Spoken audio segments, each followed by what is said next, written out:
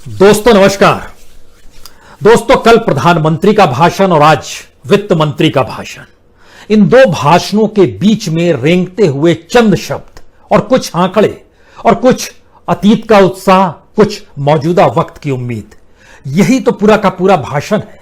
और इन भाषणों को सुनने के बाद हो सकता है आपके भीतर उस सच को जानने की इच्छा हो, क्या वाकई जो कहा जा रहा है उससे देश संभल जाएगा, या फिर अब देश संभाल पाने की स्थिति में यह सत्ताधारी नहीं है, इसीलिए यह सिर्फ अपने तरीके से सुंदर सुंदर शब्दों का इस्तेमाल करते हैं, बड़े बड़े आंकड़ों को हम लोग के सामने परोस देते हैं और एक आम शख्स इस उम्मीद में जीते चले जाता है कि आज नहीं तो कल उसकी स्थिति बेहतर हो जाएगी।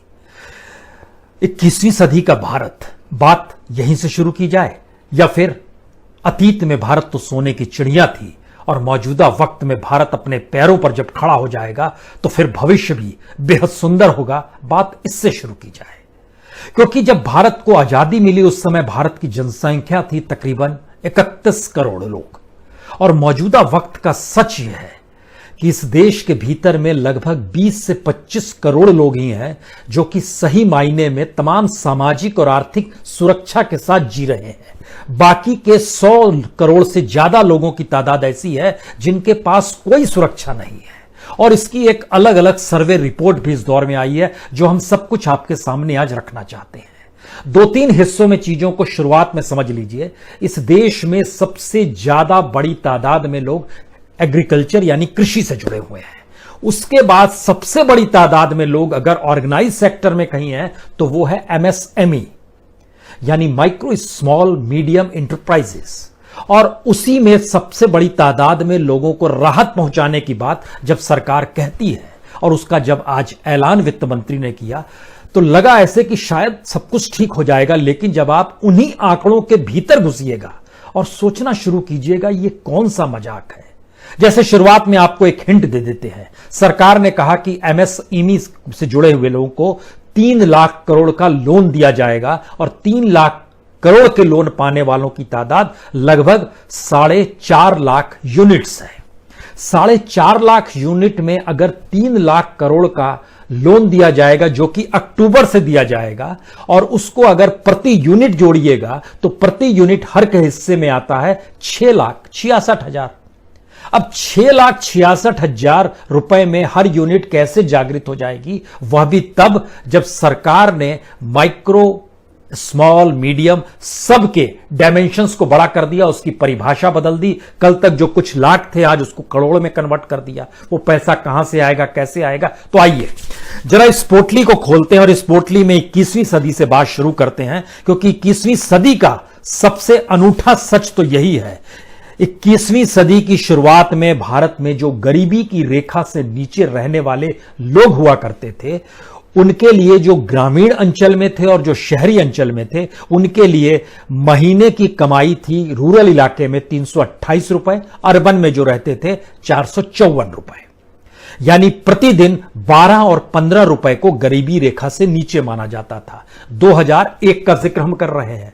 आज जब 2020 में हम आपसे बात कर रहे हैं तो इन 20 बरस में जो गरीबी रेखा से नीचे हैं उनकी आय में बढ़ोतरी जो हुई है वो 12 रुपए प्रतिदिन से बढ़कर 28 रुपए प्रतिदिन गांव में चली गई, और शहर में 15 रुपए प्रतिदिन से बढ़कर 33 रुपए पर आ गई है। यानी एक महीने में 840 रुपए अगर गांव में लोग कमाते हैं तो वह बीपीएल परिवार के मातहत आएंगे, वो हाईएस्ट पॉइंट है। और 990 रुपए अगर शहर में कमाते हैं तो भी आप बीपीएल परिवार में आएंगे, ये एक स्थिति है। अब आप सोचिए कि अगर इसको महीने और साल के हिसाब से जोड़िएगा तो चंद पैसे का ही इजाफा हुआ। गरीबी रेखा से नीचे जो लोग रह रहे थे उनकी स्थिति तो और त्रासदीदायक हो गई, और ये 20 साल के बाद 21वीं सदी का सच है। और इसके बीच में जब आप जाइएगा तो आपके जहन में कुछ सवाल आज आने चाहिए। क्या दरअसल भारत का विकास नहीं हुआ क्या? क्योंकि भारत में गरीबों की तादाद, गरीबी रेखा से नीचे की तादाद, यह लगभग 80 से 100 करोड़ लोग इसके दायरे में आ जाते हैं जो गरीब हैं। और बीपीएल परिवारों का सच यह है, हमको लगता है कि भारत सरकार का आंकड़ा कहता है कि हर चौथा या पांचवां व्यक्ति गरीब है।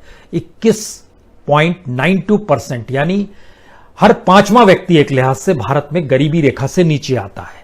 लेकिन कुछ प्रदेश ऐसे हैं जहां पर कोई दूसरा व्यक्ति भी गरीब है, कोई तीसरा व्यक्ति भी गरीब है, और ऐसे प्रांतों को जब आप जोड़ दीजिएगा तो इनकी जनसंख्या मौजूदा वक्त में 2020 में इनकी जनसंख्या लगभग 57 करोड़ है।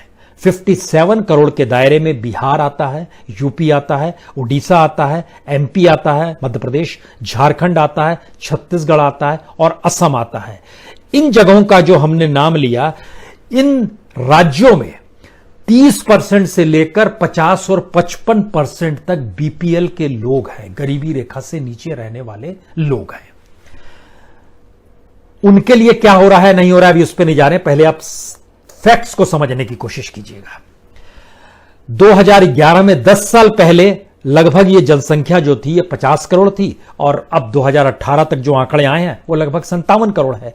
उस 50 करोड़ में जो बीपीएल हुआ करते थे उनकी तादाद 2011 में लगभग 17 करोड़ थी, और 2018 में उनकी तादाद लगभग 23 करोड़ हो गई है, जो बीपीएल परिवार, बीपीएल लोग वहां पर हैं, गरीबी की रेखा से नीचे।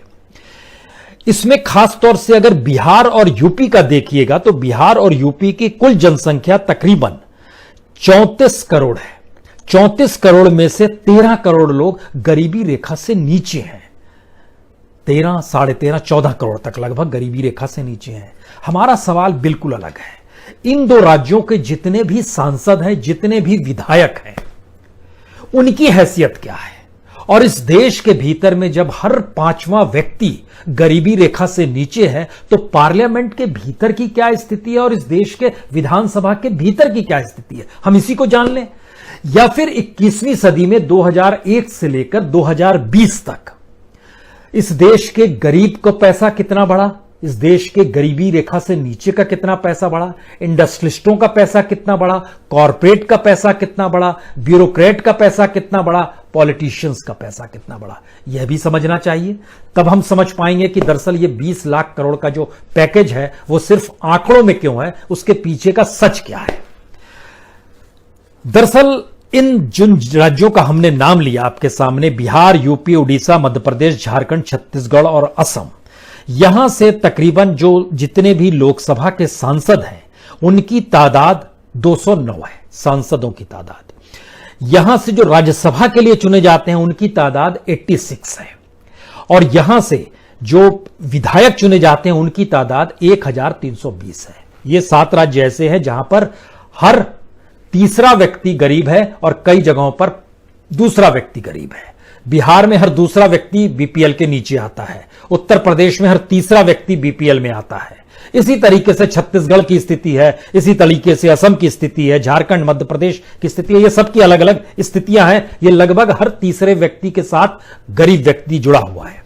लेकिन जब इन 7 राज्यों का हम जिक्र करते हैं जहां की जनसंख्या ही लगभग 57 करोड़ है, वहां से आने वाले 1320 विधायकों में से 1242 विधायक करोड़पति हैं। लोकसभा में चुने जाने वाले इन्हीं 7 राज्यों के 209 सांसद जो लोकसभा में चुने गए, उसमें 197 सांसद करोड़पति हैं। जो राज्यसभा में यहां से 86 सांसद चुने, जो राज्यसभा के सदस्य बने, उसमें से 82 सांसद करोड़पति हैं। यानी एक तरफ इस देश को चलाने वाला तबके में 92% सांसद, विधायक करोड़पति होते हैं, और दूसरी तरफ की स्थिति यह है कि वहां पर 90% लोग गरीब होते हैं। यह पहले एक मानसिकता में आपके जहन में यह बात आ जानी चाहिए।